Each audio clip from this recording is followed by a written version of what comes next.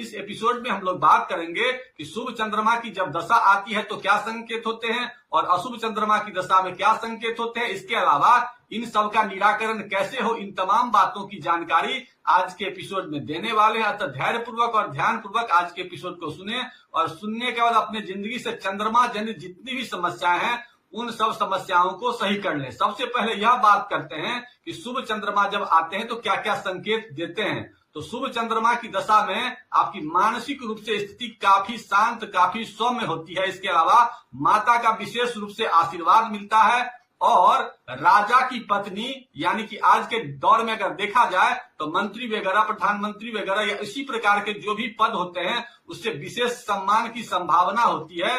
और साथ ही साथ आपको अगर चांदी का विशेष रूप से अगर कहीं से गिफ्ट मिले तो वो भी चंद्रमा की दशा में विशेष रूप से होता है। इसके अलावा जलीय क्षेत्र का यात्रा भी चंद्रमा के अंतर्गत आता है। तो इन सब बातों की अगर जानकारी आपको संकेत मिल रहे हैं तो समझिए कि शुभ चंद्रमा आपके अच्छे हैं।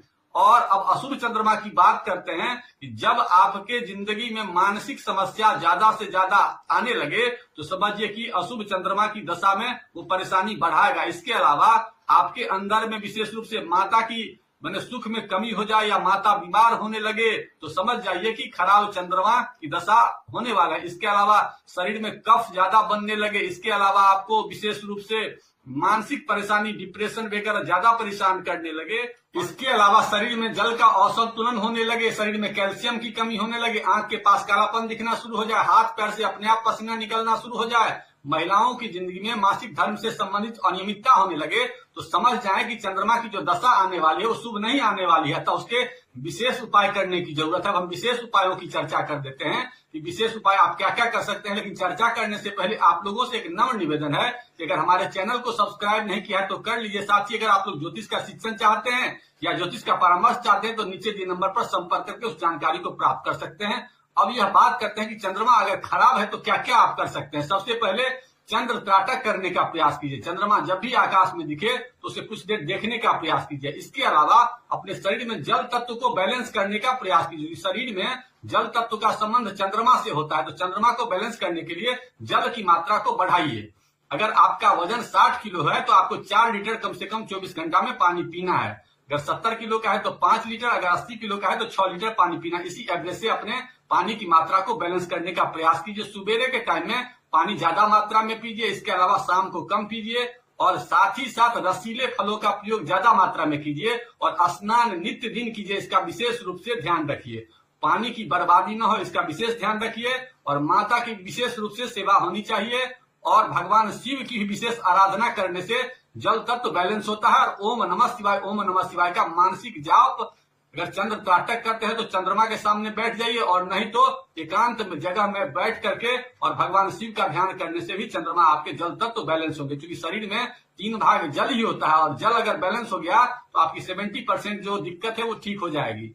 इसके अलावा 2-3 विशेष उपाय और आप लोगों को बता देते हैं कि सफेद रंगों का प्रयोग ज्यादा कीजिए। सफेद खुशबू के या तो प्रयोग किया कीजिए, नहीं तो उसके पौधा को भी लगाने से आपका जो है तो चंद्रमा अच्छा होता है। और चावल का प्रयोग कीजिए, लेकिन एकादशी को चावल का प्रयोग न करें, इसका विशेष रूप से ध्यान करें। इसके अलावा पूर्णिमा को अगर संभव हो तो खीर वगैरह बनाइए और खीर वगैरह चंद्रमा की रोशनी में रखिए और सवेरे करके उसको सभी लोग बांट करके खाएंगे तो इससे भी चंद्रमा अच्छा होगा। इसके अलावा पानी में चूना का भी प्रयोग थोड़ा सा कर लेंगे गेहूं के दाना के बराबर तो इससे भी चंद्रमा अच्छा होगा।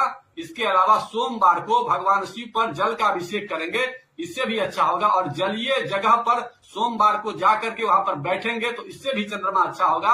अगर तैराकी अगर करते हैं तो इससे भी चंद्रमा अच्छा होता है। ये सब उपाय को आप लगातार 2-4 महीना करेंगे तो आप महसूस करेंगे कि चंद्रमा जनित जो परेशानी है वो कम हो रही है। और एक विशेष उपाय की आप लोग को बात बता देते हैं चंद्रमा ग्रह को मजबूत करने के लिए। सबसे पहले आपको खिरनी की लकड़ी खोजनी है। खिरनी की लकड़ी अगर मिल जाए तो उसे ले आइए और खिरनी की लकड़ी अगर न मिले तो चांदी का कोई सामान ले आ सकते हैं। और अगर चांदी भी अगर आपके पास उपलब्ध नहीं हो तो ऐसे में सूती रंग का धागा या सूती रंग का कपड़ा को ले आइए और ले आने के बाद सोमवार को या नहीं तो पूर्णिमा तिथि को चंद्रमा की रोशनी में जाइए और वहां पर बैठ करके कोई धूप वगैरह जला लीजिए। और धूप वगैरह जलाने के बाद उस लकड़ी को या नहीं तो धागा को और नहीं तो चांदी को अपने हाथ में रखिए और रखने के बाद भगवान शिव का ध्यान कीजिए और ध्यान करने के बाद ओम सोम सोमाय नमः स्वाहा या ओम श्राम श्रीम श्रोम सह चंद्रमसे नमः स्वाहा या ओम नमः शिवाय, तीनों में से जो मंत्र आपको आता हो उस मंत्र का 108 बार जप कीजिए और जाप करने के बाद उसको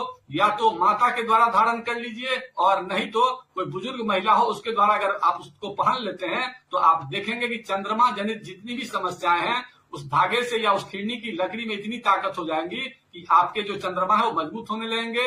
इन उपायों को आप कुछ दिन करेंगे तो आप महसूस करेंगे कि आपके जो भी ग्रह थे कमजोर वो अच्छे होने वाले हैं। इससे भी अगर न बात हो तो भगवान शिव का विशेष रूप से ध्यान मानसिक रूप किया कीजिए। ओम नमः शिवाय, ओम नमः शिवाय हमेशा जपते रहिए। ऐसा करने से आप महसूस करेंगे कि कुछ ही दिनों में आपके चंद्रमा जन जितनी भी समस्याएं हैं उसकी दशा में शुभ परिणाम मिलने शुरू हो जाएंगे। इन्हीं बातों के साथ आज के एपिसोड को यहीं समाप्त करते हैं। पोस्ट